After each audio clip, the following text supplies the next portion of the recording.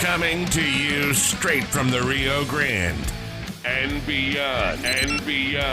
Broadcasting to the four corners of the globe. So grab your seat, your coffee, or your sundowner. Okay, everybody, here we go. On point, as always. This is Gloves Off. Gloves Off.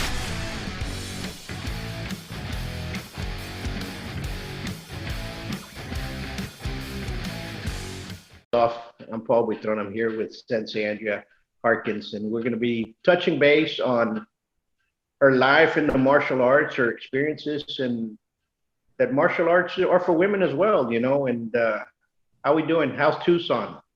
Hey, I'm doing well. How are you?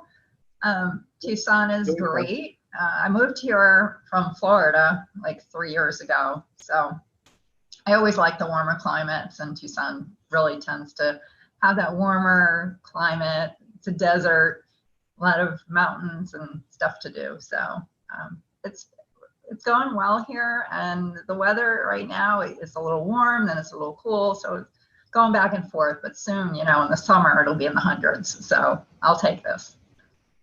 Absolutely. Coming from Florida to Arizona, how do you see the martial arts? Do they differ? Does the attitude differ in the martial arts school, or it's about the same? You know, it's funny because I'm not involved in any schools here in Tucson, and I'm not teaching anymore. So I don't really have that experience or that knowledge, because everything that I did as far as teaching and training, formal training, I did in Florida. And I stopped teaching when I moved to Tucson. So I haven't really been in that school environment very much. Although I've made some friends on social media and done some interviews myself of women who live here in the Tucson area. So I don't see really a big difference in that aspect of things. Absolutely. Let's touch base. What got you involved in martial arts? I'm going to tell you why. Yeah. You know, I have two daughters, and well, both of them did it when they were young, and all of a sudden, about the teenage years, they just quit. And I never pushed them to do it. My son continues doing it. He's 16. You know, he's grown up with it. But you know, when you see a woman in the martial arts involved in martial arts and gets to high ranks in martial arts, it's rare, but it's not something that it's not uncommon anymore. You understand what I'm saying? Yeah, I do. Well, my story is kind of interesting because I wasn't prompted by any specific thing. In fact, I had really no interest in martial arts. I was newly married. We had been married about a year. My husband had an interest in going to martial arts. He had done some when he was younger. And so about a year into the marriage, he's like, hey, the community center close by has this martial art program. Do you want to go try it? And I thought, I don't know. I don't know about that. And as I said, I really had no interest in martial arts and no background in it. I didn't really watch any martial art movies other than the Kung Fu show on TV. So I went with him, and I always joke because the first class that I took, I really did not like it because it took me so far out of my comfort zone that I wasn't expecting. It was a really big class. There were a lot of people there. And so there were all belt ranks, and some were yelling, and some were doing throws and katas and sparring. And I just remember sitting there going, there's no way I'm doing this. So it's just a funny story because it took me a couple of classes, but then I was like, wow, this is so cool. And the best thing about it is that I discovered so much about myself. I discovered that I was so much more capable of doing things than I ever realized before. So it was like a light bulb. It was just like, wow, I can actually do this. And I never considered it before. How many other things am I not doing in my life that I should be doing, that I should be considering? So that's kind of how it started. And I'm obviously very glad it did, because that was back in 1989. Absolutely.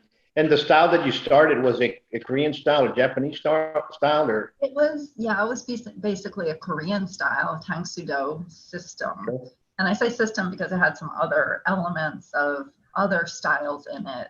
There was some Aikido, we did some Arnis, we did some jujitsu and a lot of throws and things like that. Katas, some karate influences. So it was unique. It was a unique system, and it was just a lot of fun because of the camaraderie and an interesting time too, being one of very few women in the class, but also interesting because I was there with my husband. So a lot of interesting dynamic in my training as a woman in those early years in martial arts.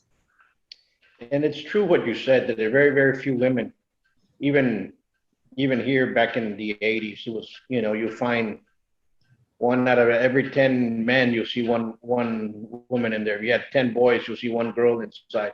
You see a couple of them that would come in, but it would always be one that would always continue through, Yeah. And as in the 90s, it kind of changed a little bit when I was in Dallas. It was kind of like for every 10, you had 3, it was, and then all of a sudden, in the last couple of years, it's really boomed. But it hasn't boomed in such a way. You just start seeing a lot more women involved in the martial arts, which is great, and great women leaders just like yourself and others that are out there, pushing this forward, because you guys are the ones that are literally with, here's a torch, here's the light, let's go, let's move forward. And but you see the cultural differences too. You see it in Europe in comparison to South America. In South America, like in Brazil, my wife teaches capoeira. She's a professor in capoeira.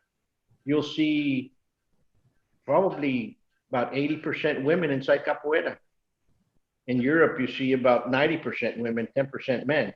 Well, it used to be the other way around, Right.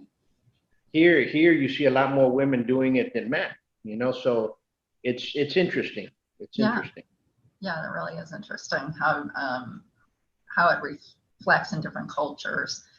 I do a podcast myself, and I try to interview women all over the world. So I do sometimes get those differences. I see those differences. I've interviewed women in Canada and in the UK, and I'm going to be interviewing a woman in India.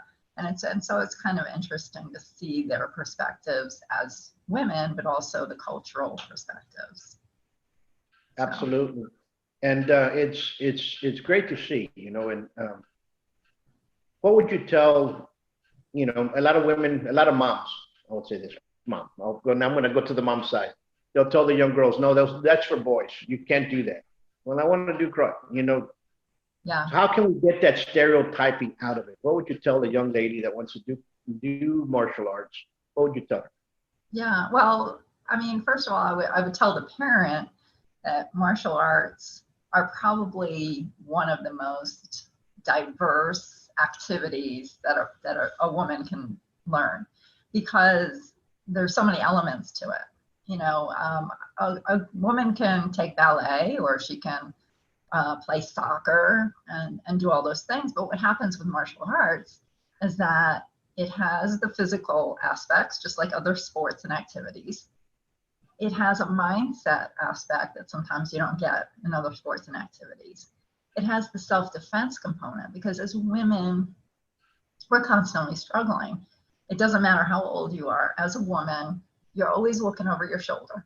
You're always worried about what might happen next. Always. It's just always there, whereas men don't have that.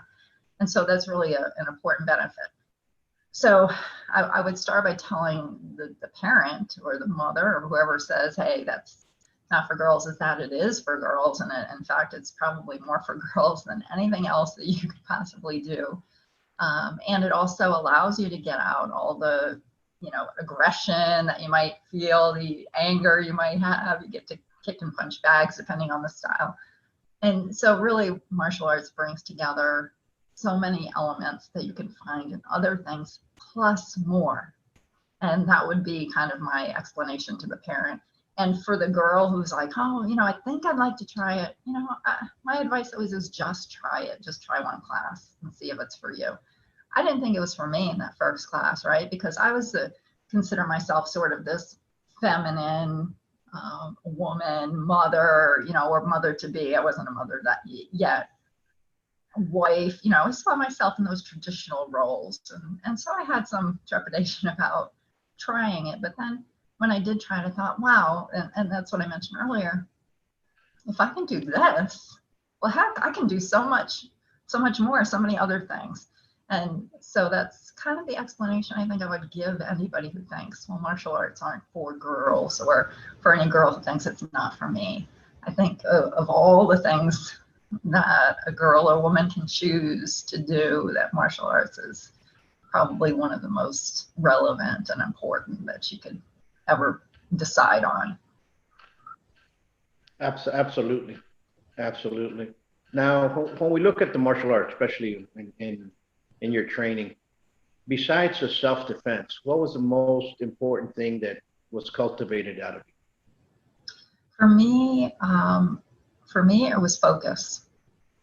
A very simple explanation, I guess, is just that I learned in martial arts how to focus. And before that, I'd say in my life, in my early adult years, I really never devoted myself 100% to anything. I always had that fear of failure in the back of my mind. It was just kind of how I thought about things. But when I took the martial arts and I began to understand how to place focus, whether you're just in a stance, or you're at attention, or you're doing a form. And in fact, I remember as a yellow belt, my instructor saying, wow, look at Andrea, how much focus she has. I never even knew I had that. And that's one thing that you can apply to your life in so many different realms, in so many different directions. You need focus when you're at work. You need it at school. You need it to take care of yourself and for self-care. So that was one of the most important, I guess, aspects of martial arts that I was able to cultivate in my own life, that I believe helped bring me to where I am today. So. Absolutely. And I think, and you're correct, because, when you grasp on focus,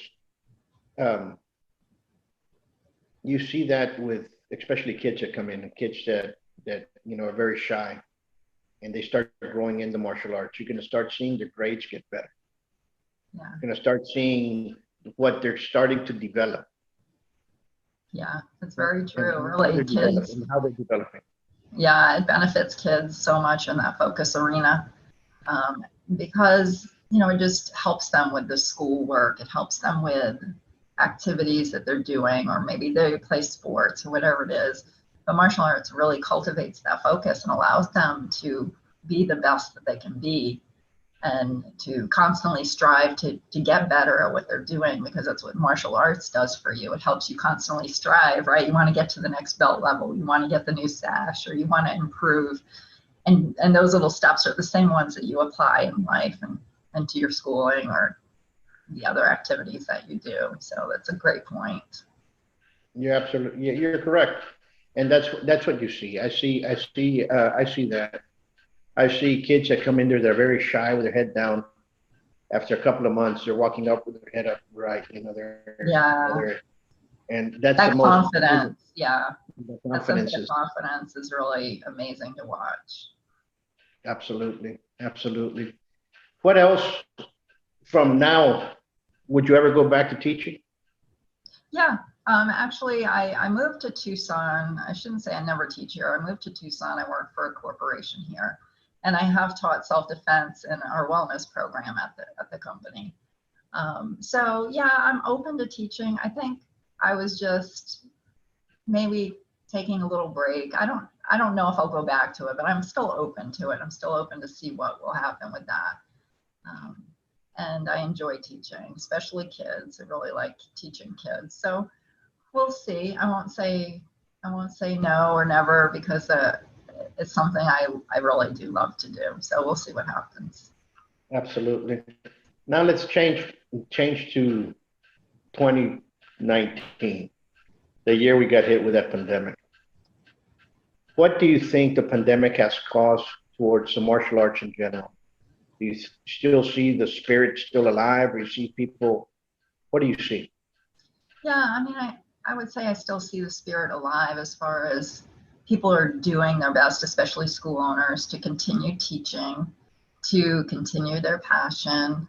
And I know it's a very difficult time though, because if you had a brick and mortar school that is not surviving, of course, that's very disappointing and discouraging. So it's really important for people like me, maybe who are pretty prevalent on social media, to keep a very positive image out there and to encourage others to continue doing what they love in the best way that they can. It might be on Zoom like we're talking today, or some other methods.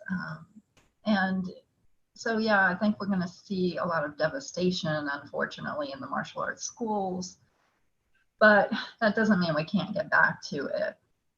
I've been actually writing my third book for the past like 3 years, and it's called How to Start Your Own Martial Art Program, because I always did programs. I always had a portable program that I could teach anywhere. And I think that might be helpful as we come out of the pandemic, especially for people who have lost schools. They might think, okay, maybe I don't want that overhead anymore. Maybe I just want to teach a program. How can I do that? What do I need to know about this type of portable curriculum, or where can I teach it, and that kind of thing. So I think this book might be helpful for that. But, you know, once you have that martial arts spirit, you never lose it. And I, in fact, take Tai Chi via Zoom on Saturday mornings. So we do the best we can. And I think that although it might be a discouraging time, that people don't ever really lose that spirit of wanting to teach or wanting to practice martial arts. No, you're correct. You know, when all the lockdowns started a year ago, actually, within the first month, you started seeing a lot of the schools that were just floating, that were just open for the students to practice. You started seeing those close down real quick. Yeah. Here in Texas, we have a lot of icon schools that won't be coming back anymore. They're out. They're gone. And you know, and I look back and I said, you know, this is a time now that, especially here in Texas, the governor has released and now it's 100% open. This is a time when those communities that had those schools should start helping out in, let's get the school back somehow. You know why? This is the way I think. A lot of these schools produced a lot of the educators that are teaching at school, a lot of the police officers that are protecting the streets, a lot of the firemen, a lot of the, you know, especially if they've been around 2 decades and 3 decades, you know, that you start producing a lot of good citizens that used to train with you when they were kids or when they were teens, and you got them through the peer pressure, and now all of a sudden they have their families of their own and so on and so forth. And some of those, they bring their kids back. So it's generational gap, right? Yeah. In a lot of these schools that are there. But I think now is the communities can't lose them because they've been so positive in developing a lot of these cities. Yeah. And, Yeah. you know, in that aspect. We need them. We need martial arts schools, and we need martial art Sure. programs in our communities for sure. Yeah. Absolutely. Absolutely. And here's the other one. When will you finish your book? Well, I'm editing it now. It's essentially finished. I'm editing it. So I'm hoping within the next couple of months, I'll go ahead and order a proof and go through it and edit it again. And hopefully, like I said, within a couple of months, I'll have that ready. So I think the timing will be good for that. And as I said, I've been working on this one for 3 years. I just, you know, other things get in the way, and I'm like, oh, I have 85% written, and then I let it sit for a while, and then I have to edit it and go back and forth. So I understand what it is. I understand what it is to write a book and to do the research and so on and so forth. And yeah, you know, we were talking earlier today, and back in 2013, I went back to France to interview the living professors, right, of Savant, which is back in 2012, there were only 57 left. 57 of us left. So within 1 week, I was all over France, and I was able to get 46 of them. wow. It was a great documentary that we did. A lot of footage, a lot of history, a lot of oral history of where you learn really the martial arts, right? And we sent it to a company to edit it, and came back and they said, oh, there's another company in San Antonio that does subtitles, and because it's in French, now they're going to put the subtitles in English, they'll translate it. Sure. This was 2013, 14, 15, 16. They come back and they say, we're going bankrupt. Where's our material, you know? Everybody's waiting for this. So last year, I would say just before the lockdown, I received this box with a bunch of all the footage. Wow. Okay. And I've been looking through the audio and looking through the whole thing. And the whole year we've been dealing with this, you know, bringing the audio back up. And I talked to him and I said, you know what? It's not cost effective to make it a DVD because it's about 5.5 hours worth of material. Wow. Yeah. Okay. So I said, it's too expensive. You know what? I'm just going to put it out there, and it's under, you know, USA Salad anyway. It's so it should be out next week. Great. So, you know, journey. It's a long journey, but at least the stories are out. You know, what's sad is a lot of these professors are no longer around. Yeah. They passed on. The four of them already passed on. They don't get to see it, But I want to thank you for continuing to keep the torch burning. Keep moving forward. Don't get discouraged. Sometimes we say we don't want to teach them anymore, and then all of a sudden we find ourselves back again. Yeah. Yeah, I know. No, it's so important to stay positive, and that's one of my missions with pretty much everything I do is really to promote positivity in martial arts, because I feel both of those things make the world a better place, and that's always been my mission. So we're going to just keep on pushing through and see what happens. And we'll stay in touch and keep on going. I want to thank you again. Thank you so much. Thank you for having me on the show. We'll do it again in a couple of months. Okay. Peace. Today, in America, more than 5.5 million men, women, and children train in a martial art regularly. Buitrón Academy has been serving Laredo for over 30 years now. Our adult classes are geared for producing the best in you, teaching you street-ready techniques. With the arts of Savate and Kenpo, you'll learn the traditions of these sciences of combat, as passed down professor to student. Bonjour, friends of Professeur Buitrón.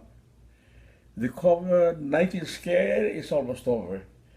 Be sure to bring the kids back to the professor's training and help them build their bodies, self-respect, self-confidence, and self-defense. The professor is a very competent and amazing man of several talents, aside from being a lovable teddy bear and a funny man. Get back to the studios. This is Sam Booth calling from Phoenix, Arizona.